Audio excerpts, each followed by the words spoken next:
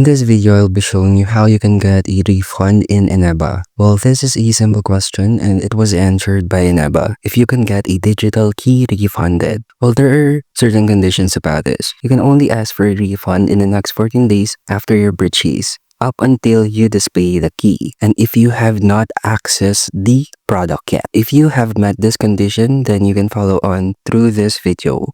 Head to the library of your account and then find the digital key or the product that you want to be refunded, and then click the redeem key. Once you click the redeem key, you will be introduced into this page where you can now see the request a refund.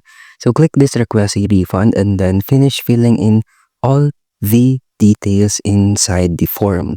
And that's it. Your refund will be issued almost instantly in the system. And that's how you can request a refund or how you can get a refund in Eneba. And thank you for listening.